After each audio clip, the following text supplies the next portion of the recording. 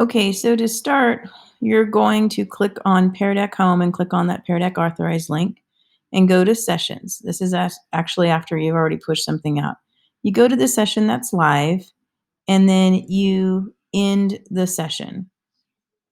First thing I always do is go to the takeaways and then I export those to Google Classroom. I usually make them materials and click the class period of materials and I label it as takeaways and then the name of the item.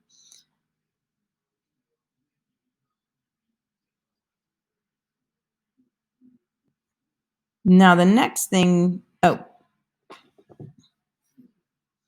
so when you go to Google Classroom, this is what like the student would see for the takeaway. They would see the item labeled with the takeaway and then appropriate name.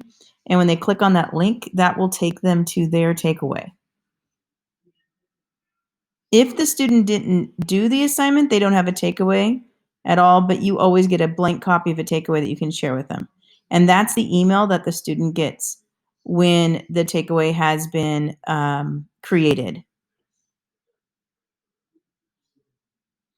This is what the takeaway looks like. It's basically a summary of the slides and then whatever responses the student entered, or it's blank if they didn't enter anything. What I typically do is have my students use the takeaways for notes, and that would include any videos or any links. You can see them listed right there underneath the slides.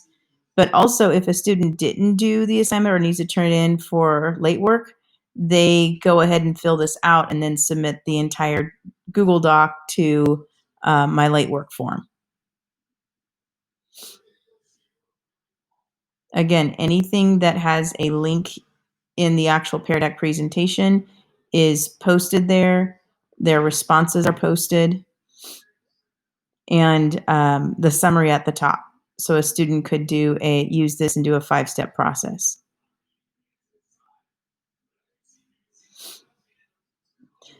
The next thing I do is go to export to a spreadsheet, and this is what you would see.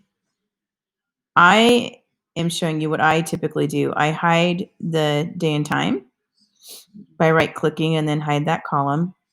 I usually insert a column and then split the text so I get first name, last name, and can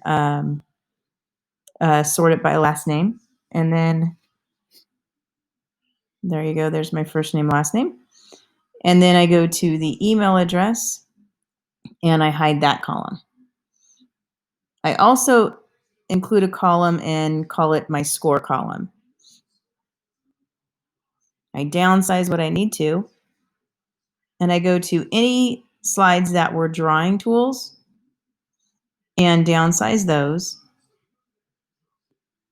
And I take any text responses and make it a little bit wider, and then make it so I can see the text, all of the text at the same time. I wrap the text. So you can see that all the answers in one spot pretty easily. The one thing that you can't see is the drawing tools. So what I do when I have drawing tools is I go back to the teacher view there, and I go to the actual page that has the drawing tools. I use tables, I use drawing tools so the students can fill that in, and it'll tell me every student's response there. Typically for a data table, I just review it by scanning it. And you'll see that when you get to the very bottom, it'll tell you who has not responded.